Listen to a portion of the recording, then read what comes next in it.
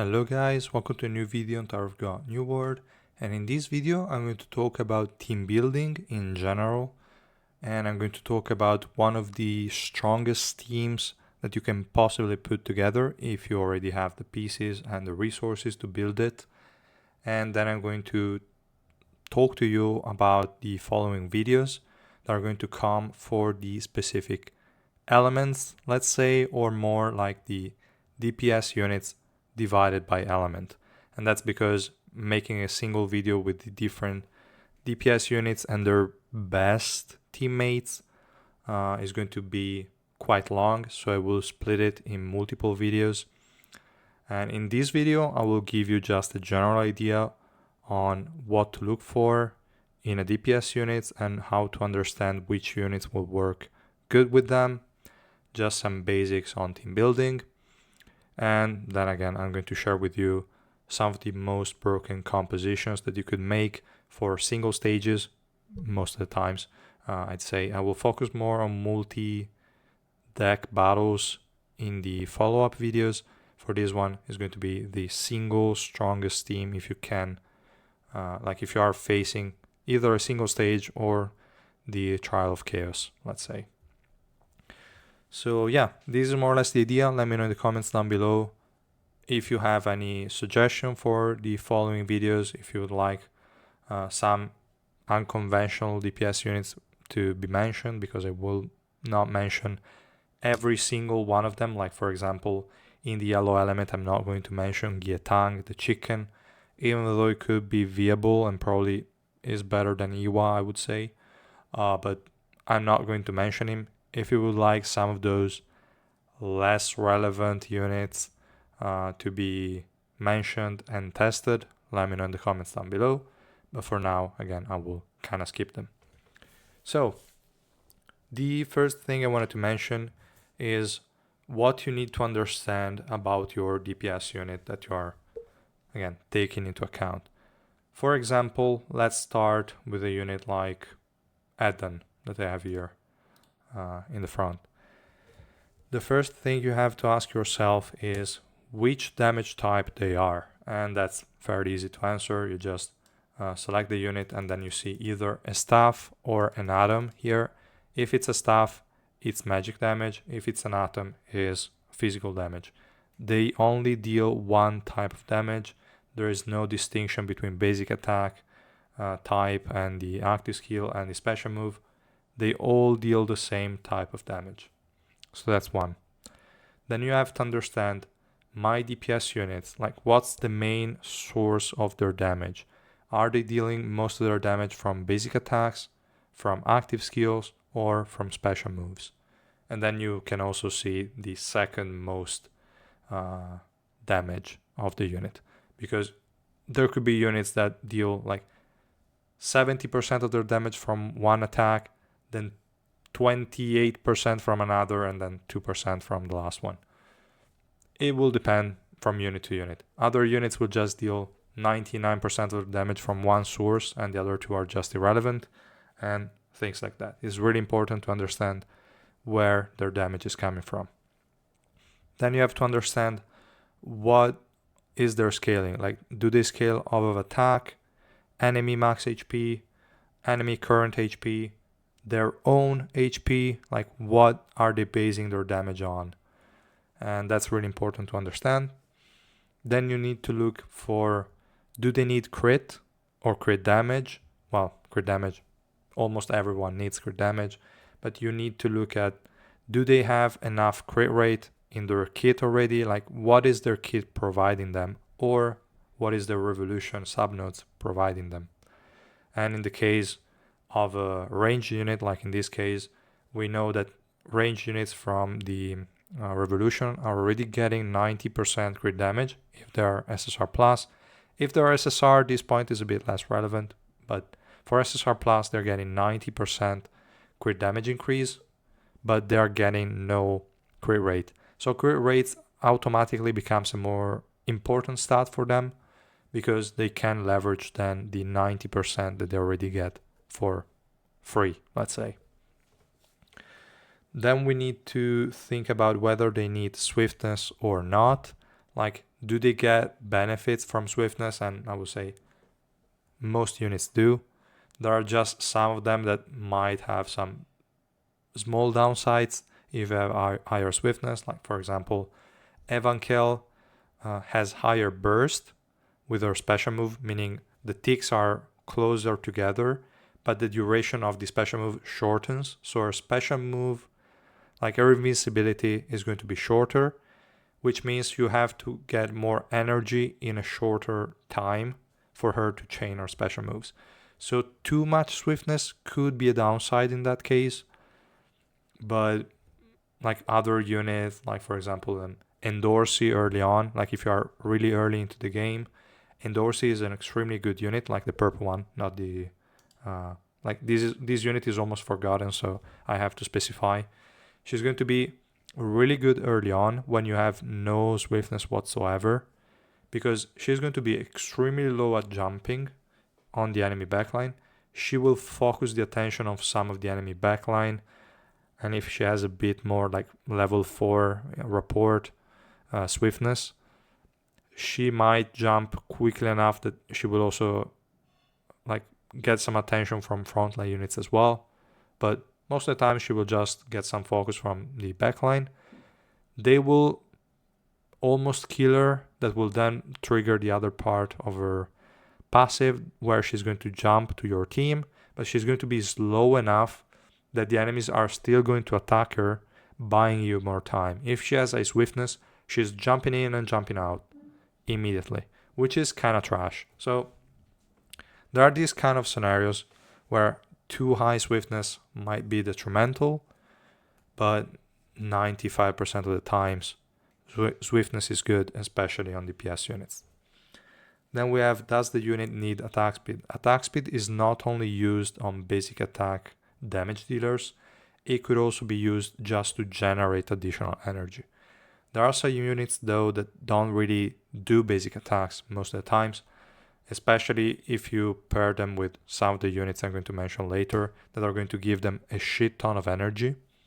In that case, they will most likely be in a loop of casting special move, and they might not even cast more than 3-4 auto attack in the whole fight. So not that important in that case, but definitely for more standard teams, attack speed could be beneficial even if they're not dealing most of the damage from it, just for the energy regen that hitting the enemy provides.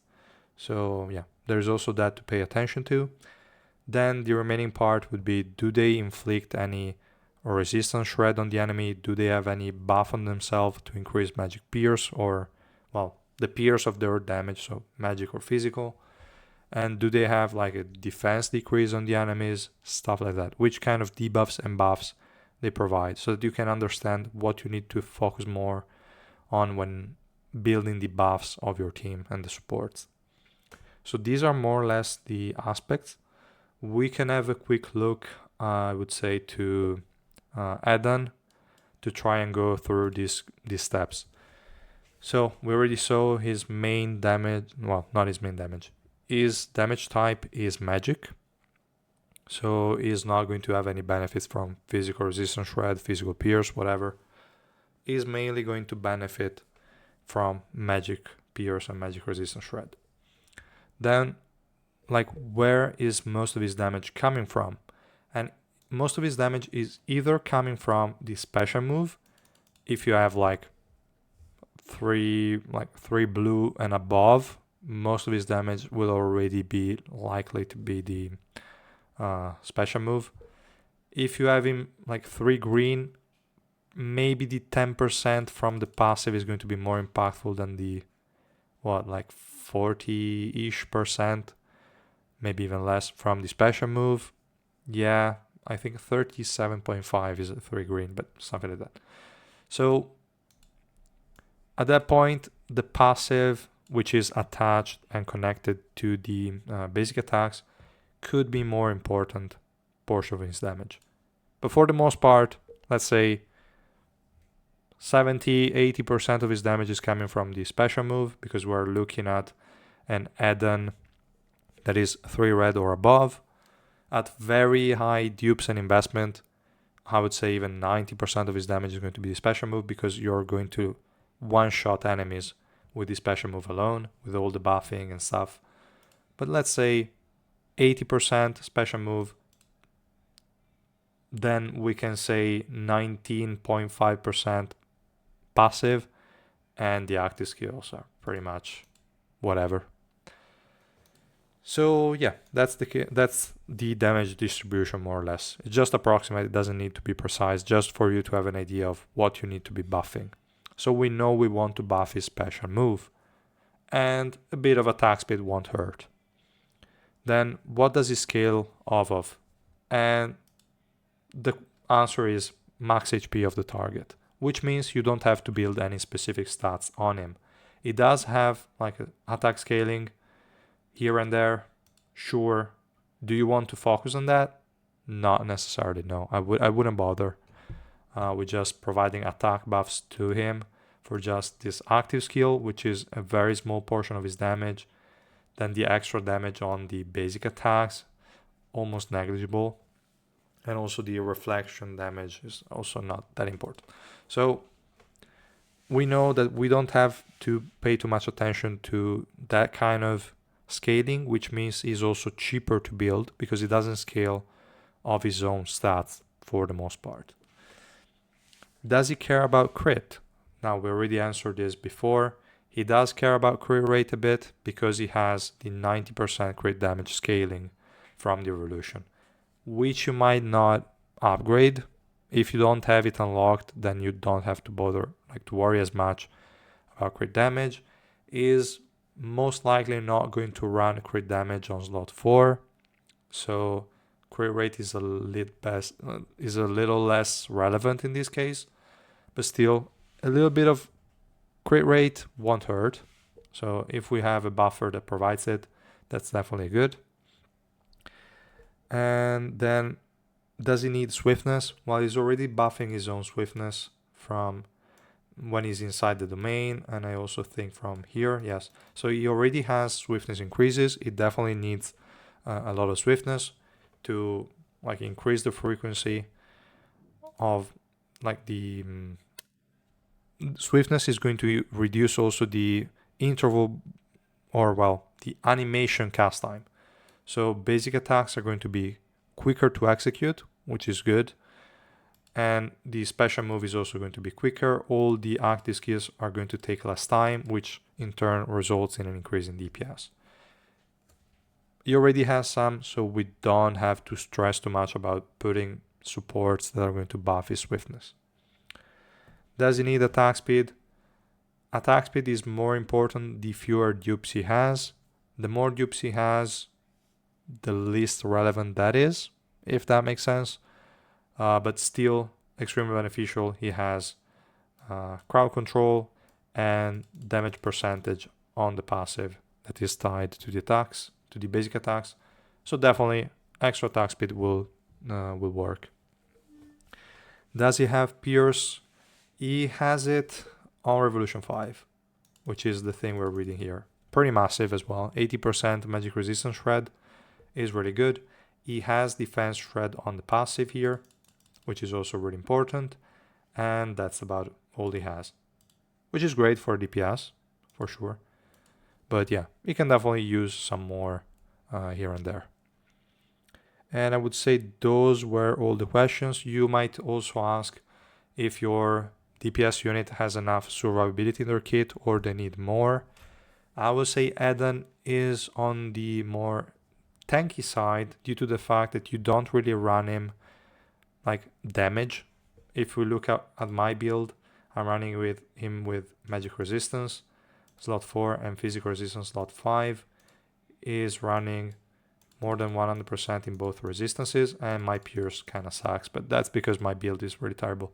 So he's a DPS that can deal a shit ton of damage without running offensive stats, which means his survivability is already quite good. Then if we take into account that he has a way to block projectiles from enemies, that's also improving his survivability a little bit, not too much. So yeah, obviously extra survivability will always be good, but it's not as important on him. He's also ranged, so you can place him out of harm's way, which is, again, helping with his survivability. Once you have all this information, you then start thinking which kind of units will work well with him. And we said most of his damage is coming from the special move, so everyone that can give him energy is going to be pretty good. Everyone that can decrease the enemy magic resistance is also good to increase that one shot. If we can give him additional attack speed for more energy regen on his own, for more damage from his passive, is going to be good as well. If we can give him additional crit rate, that's also going to be beneficial, and stuff like that. So then we look at the different supports we have. You don't have to look at supports only from his own element. That's only going to be the case for the trial of origin, where you have to run mono elemental teams. Otherwise, you can just look wherever you want.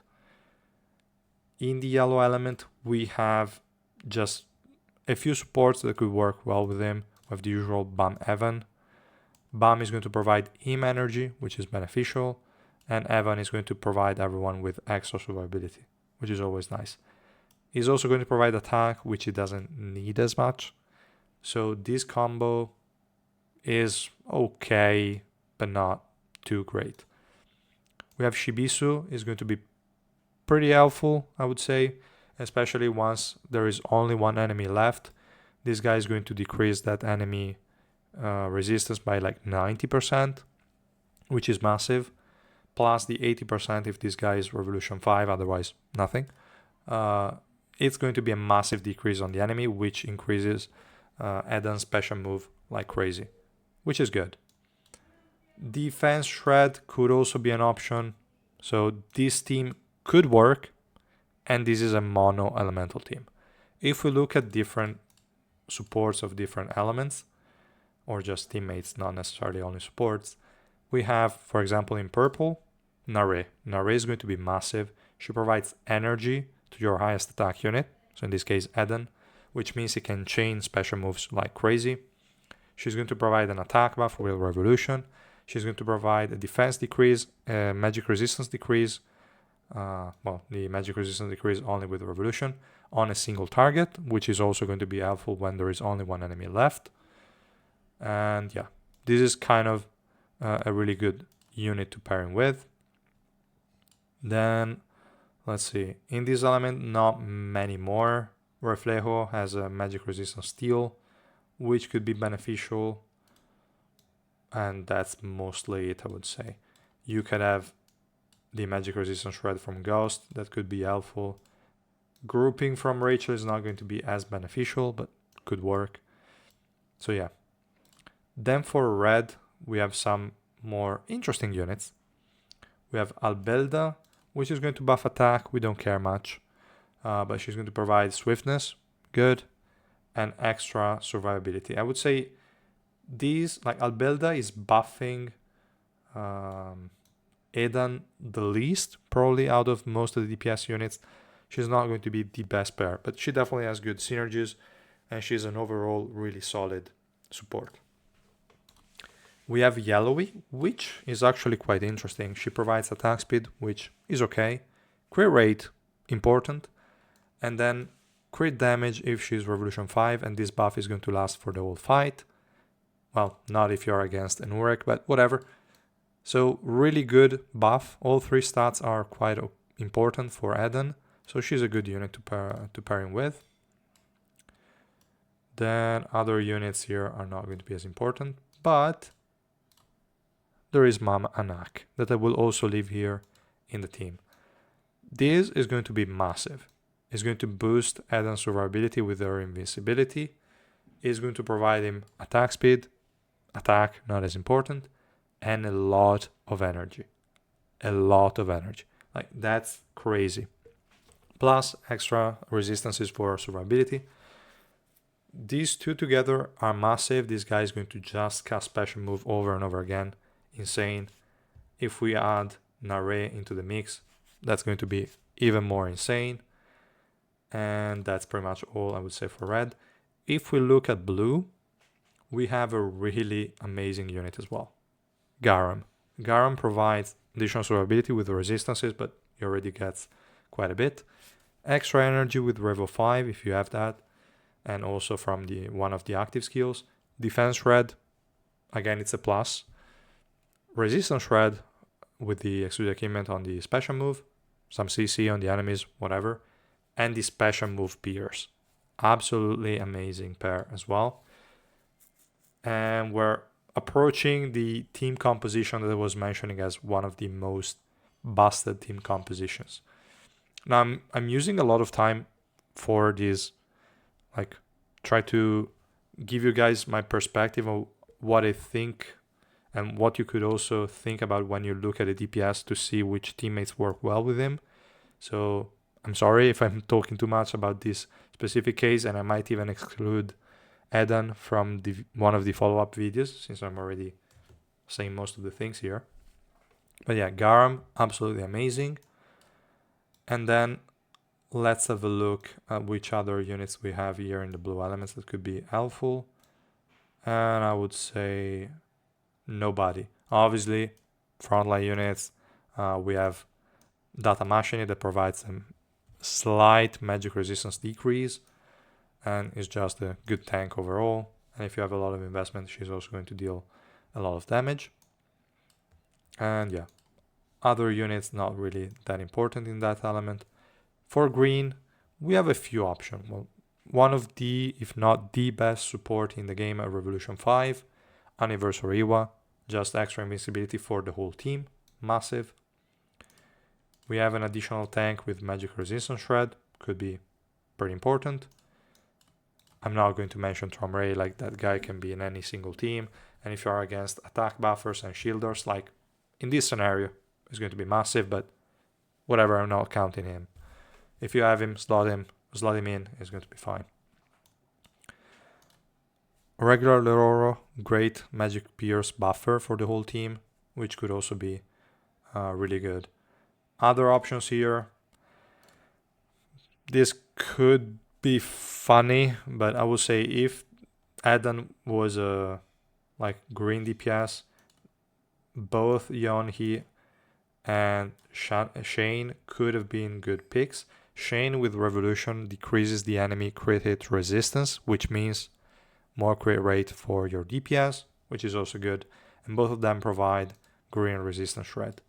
But we don't have to worry about that because Edahn is not a green DPS. But yeah, this is also more or less the teammates you could use in the green element. Now, back to the other main topic of this video, the most broken team composition. And that is without the DPS. That would be these three units, basically. We have Anak, we have Garam, and we have Anniversary as well. I might say let's add Albilda too. And then, like, these four, let's say four supports, because I don't count Anak as a tank. She only has supporting capabilities in her kit, and her tankiness is a bit lacking. So yeah, whatever. Like, these four units can make any DPS, especially if they rely on the special move, but not only, because you can also add just a Kaiser in here and she will work just fine. But especially if they are relying on the special move, this combo is crazy. We have super invincibility on your DPS. You have invincibility from her, invincibility from Albilda, invincibility from Anak, extra resistances from Garam, from Anak. You have a lot of energy regen from her and also from Garam, and from her Revo 4 if you have that. And if you have a Revo 5, you can put here a unit that relies on special move and action and active skills, like for example Irang. That's going to be massive. I would say the most broken team would probably be this one. This guy, again, 3 red and above, most likely, is going to deal a shit ton of damage with the special move, which is going to be boosted by Garam. is going to chain it thanks to the other units. Is going to be, well, is already not targetable, but it's going to be even more so, like super invincible. Really crazy good. And again, these 4 units together are just breaking the game. And if we want to go full crazy, dumb, stupid composition, we could even run Garam as the main DPS here, and then have Nare additionally. So that this unit will just cast this special move over and over again, crowd controlling the enemies, dealing a shit ton of damage, and whichever unit is going to be attacked is going to be granted invincibility by Anniversary Iwa. If someone tries to attack Garam, it's going to be invincible from Anak, Anniversary Iwa, Albelda, and Nare. Like, that unit is getting so many attack buffs, so much attack speed, so much energy, a lot of swift. This is just stupid. These are technically 5 supports and they can break the game entirely. And I don't even, like, we might even have a look at the actual fight. Let me see if I have everything on these units. I don't even think I want to give her a DPS set. Now, my only doubt is if that works against them, because we have an annoying Garam there, we have an annoying Urek. We might as well try. It's going to be difficult because I think my Anak is going to explode in that particular scenario, but we can definitely have a look. Then for the other, I will just put units in so that we can have a try. Doesn't matter. And let's just give it a go. It's going to be funny. Let's hope Anak survives at least for a few seconds, and then we can see exactly what's going on. And if the damage is not enough, which could be against the annoying Urek, I will try to give her a DPS set. And obviously my whole team was destroyed. Actually, I haven't looked at Blarod. I knew it was there, but he shouldn't have been able to grab my Garam. Garam just disappeared. Let me have a look again.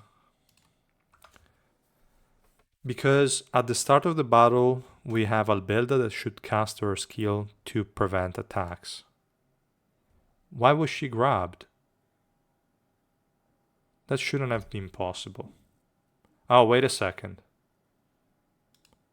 This is also my bad.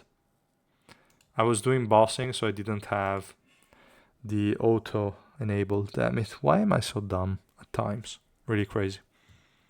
So let's have a look here if anything changes, but probably not because she's still getting grabbed. Okay, no. This time effect resistance did its job. Let's see if 4 enemies can be killed, and then for the last one, there's not much I can do, but we'll see. So you already see like how crazy this is. She has so much energy. She keeps on regenerating energy. Unfortunately, she doesn't have damage because I'm not running a DPS build. I could run her with like an L set. That would be better. But definitely insane. And these are again like 5 supports. Albelda died somehow. Urek is probably just too annoying. But yeah, this fight is not going anywhere.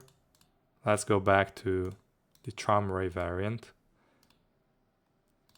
Just to see. But this is not realistic. Like, this team you can only run on a single stage. On a multi-deck battle, you're just using too many supports on the same team. It doesn't make any sense. This is probably a fight that Tramray could have won on his own. But you can see, like, he started the fight already with a special move because he's getting 700 from being Rainbow 5. And then 200 extra from Albelda Revolution 4. He starts with 900, which means as soon as the fight starts, he's going to throw the special move, which is an AoE silence, which is stupid. And then everyone just disappeared. It makes no sense. This team is just stupid. Makes no sense. This is just whatever. But yeah, unfortunately, like this enemy team was extremely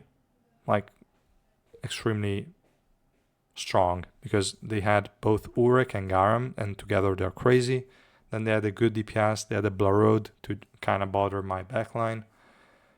And yeah, extremely tanky. But that team and this kind of team composition is absolutely nuts. The DPS could have been anyone. In this case, I just cheated and went with Tramray. But also other DPS units could have done a similar job. Actually, instead of saying this, let me try it again with, since I mentioned Edahn, let's go ahead and put Edahn in. I doubt he's going to be that great because again, we are against the Blarode. To be honest, I might as well do something like this, though Blarode will still try and attack my Edahn, but in this way I can also show you this use case. Unfortunately, my Edahn is not going to have a 4-piece because we're against the Garam, so it's going to lose both the attack speed from L and the swiftness from Doris, but whatever, I'm still going to run that set regardless. And here we can see is most likely going to get grabbed by Blarode because Albelda is not targetable. So let's see. And he's being grabbed, and unfortunately they hit him. But now let's have a look. He's already blocking attacks thanks to Albelda. Let's see if he can actually kill someone. Okay, there is a dead unit already, another dead unit already. The question is he going to kill Urek? I'm not sure of that. But if it's a 5v1, it should be possible. Now let's see if Garam is going to get killed. No, okay, that's bad. Okay. 3v1 should still be possible because we have Garam. So soon with another special move, it should be.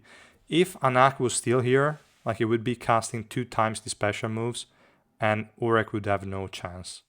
Unfortunately, he's also applying a lot of paralyzes, which would heal Urek. In this case, we won. It was kind of close, but Urek is really too annoying. Whatever. Still, extremely good, even though the fight was not really that great for our Edahn. Amazing team comp. And I would say, guys, that's pretty much all for this video. I will do, as I mentioned before, videos divided by element when I will focus on the DPS units of that specific element. The next one is going to be yellow. Obviously, I'm going to go in order. And for yellow, I'm going to do Irang, Kuna Sensio, maybe, Compress Rack, Wang Nanja, and maybe Iwa. But I will focus more on early game Iwa than anything. Let me know if you have any requests for other units or if you think some of them don't make any sense. Let me know in the comments down below. Thanks so much for watching, and I will see you guys in the next one. Bye.